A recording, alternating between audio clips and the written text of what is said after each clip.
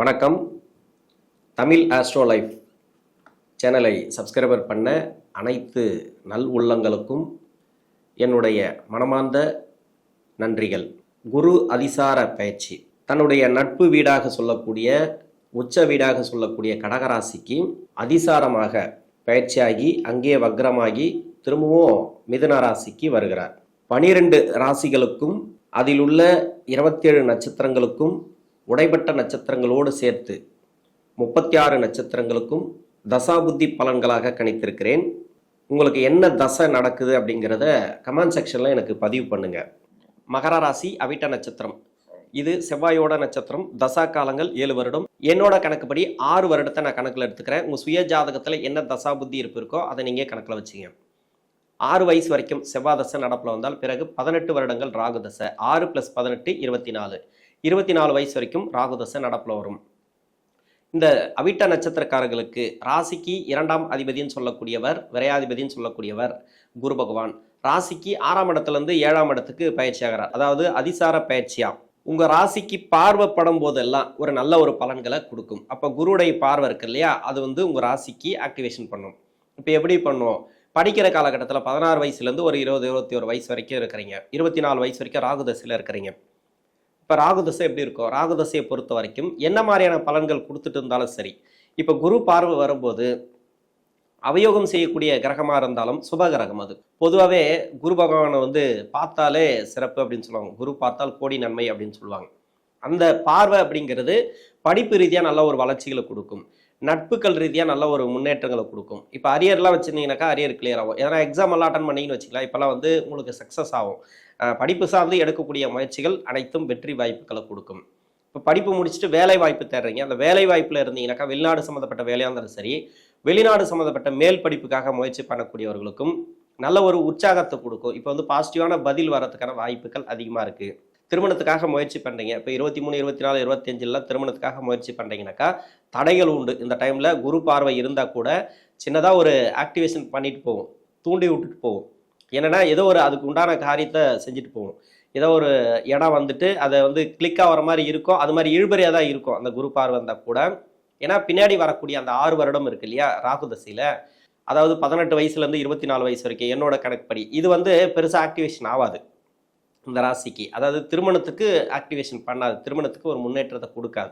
அதனால் முயற்சி பண்ணுங்க. குரு பார்வை ஓரளவுக்கு சப்போர்ட் பண்ணால் பரவாயில்ல, மற்றபடி அதிகப்படியான முயற்சி பண்ணால் மட்டும்தான். 24 வயசுக்கு மேலே 40 வயசு வரைக்கும் 16 வருடங்கள் குருதசை. இது இந்த அவிட்ட நட்சத்திரக்காரர்களுக்கு இந்த ராசிக்கு விரையாதிபதினு சொல்லக்கூடியவர், 3ஆம் அதிபதினு சொல்லக்கூடியவர், முயற்சி ஸ்தானாதிபதி. அவர் தான் இப்போ ராசிக்கு பார்வை பார்க்குறார். இது பெருசாக உங்களுக்கு பலன்களை கொடுத்துருமா? குருவுடைய பார்வை 1.5 மாத காலத்தில் என்ன பெருசாக பலன்களை கொடுத்துரும் அப்படின்னு கேட்கலாம். என்னன்னா 2026 குரு பயிற்சி வருது இல்லையா, அந்த உச்ச வீடாக வரக்கூடிய கடகராசிக்கு அதனுடைய அடித்தளம் தான் இப்போ அவர் பண்ணுவார். என்ன அடித்தளம் பண்ணுவாருன்னாக்கா, ஒரு விஷயம் நடக்கிறதுக்கு உண்டான ஒரு வேலையை பார்த்துட்டு போயிடுவார். அது நல்ல விஷயம்தான், நல்ல காரியம்தான். ஏதோ ஒன்று, அதாவது ஒன்று திருமணமாக இருக்கலாம் நீங்கள் முயற்சி பண்ணுறது, இன்னொன்று வேலை வாய்ப்பாக இருக்கலாம். அடுத்த வருஷம் தான் வேலை கிடைக்குமான்னு கேட்டுறாதீங்க, இப்போவே வேலை கிடைக்கலாம். ரொம்ப நாளாக முயற்சி பண்ணியிருந்தீங்கன்னாக்கா முயற்சி ஸ்தானாதிபதியோட பார்வை உங்கள் ராசிக்கு இருக்குது. ஒரு புத்துணர்ச்சி கிடைக்கும், தன்னம்பிக்கை கிடைக்கும். வேலை தேடக்கூடிய நபர்களுக்கு வெளிநாடு சம்மந்தப்பட்ட வேலையாக இருந்தாலும் சரி, இல்லை இங்கே தேடக்கூடிய நபர்களாக இருந்தாலும் சரி, படிப்புக்கேற்ற வேலை இல்லை அப்படின்ட்டு ரொம்ப நாளாக ஃபீல் பண்ணக்கூடியவர்களுக்கெல்லாம் உச்ச வீட்டில் காலடி எடுத்து வைக்கும் போதே, அந்த நட்சத்திரத்தில் வரும்போதே, அவரோட நட்சத்திரம் தான் புனர்பூச நட்சத்திரம் 4ஆம் பாதத்துக்கு வரும்போதே உங்களுக்கு ஒரு விதமான ஒரு தன்னம்பிக்கையை கொடுப்பார். ஒரு நல்ல பதில் இருக்கும். இப்போ முயற்சி பண்ணுறவங்களுக்கு கொஞ்சம் லேட்டாக தான் கிடைக்கும். ஏற்கனவே முயற்சி பண்ணிட்டு இருந்தீங்கன்னாக்கா இப்போ வெற்றி வாய்ப்புகள் உண்டு. திருமண ரீதியாகவும் உங்களுக்கு ஏற்றம் கொடுக்கும். ஒரு சில பேருக்கு திருமணம் தடைப்படும். ஏன்னா குருதசையில் திருமணம் அப்படிங்கிறது 27க்கு மேலே இருக்கிறவங்களுக்கு திருமண வாய்ப்புகள் உறுதியாக இருக்குது. 25, 26, 27 கொஞ்சம் கஷ்டம்தான். இருந்தாலும் உங்கள் சுய ஜாதகம் சொல்லணும்.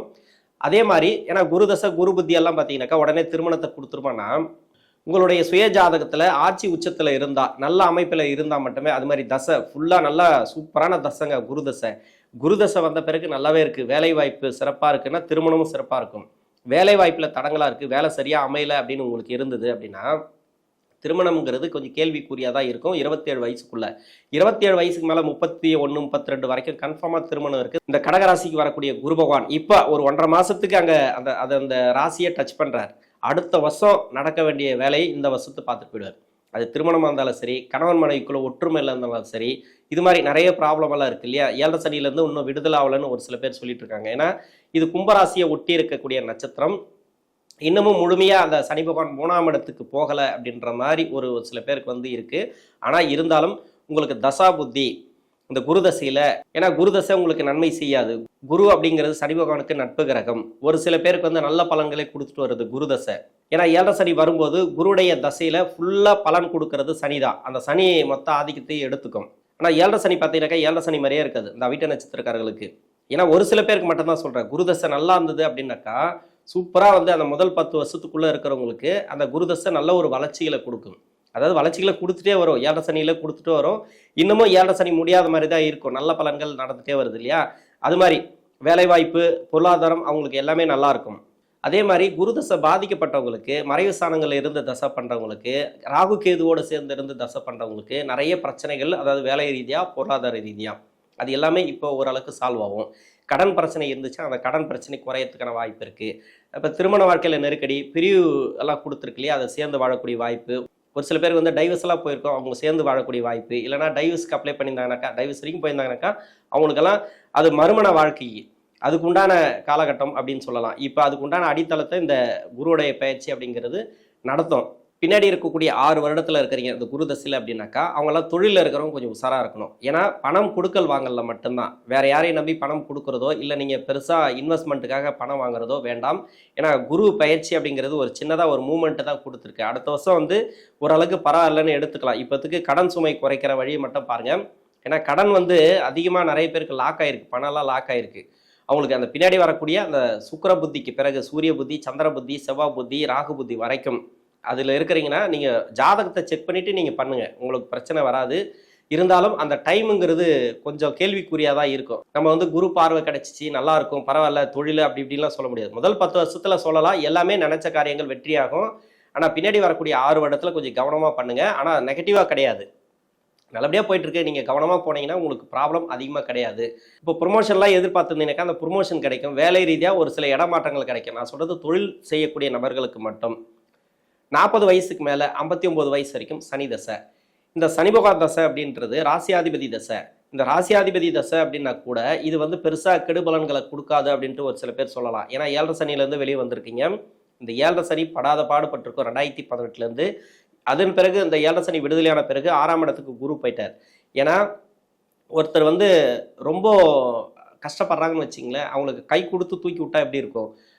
ரொம்ப பசியில் இருக்கிறாங்கன்னு வச்சிங்களேன், அவங்களுக்கு சாப்பாடு போட்டு தண்ணி கொடுத்தா எப்படி இருக்கும்? அது மாதிரி தான் இந்த குருவுடைய பார்வை அப்படிங்கிறது, குருவுடைய இருக்கக்கூடிய இடம் அப்படிங்கிறது. ஏன்னா 7 சனியில் அந்த அளவுக்கு அடிபட்டிருப்பீங்க, கஷ்டப்பட்டிருப்பீங்க. நல்லா இருந்தவங்கள விட்டுருங்க, நல்லா இருக்கிறவங்க நல்லா இருக்கிறாங்க, அது வந்து அவங்களோட ஜாதகத்தை பொறுத்து.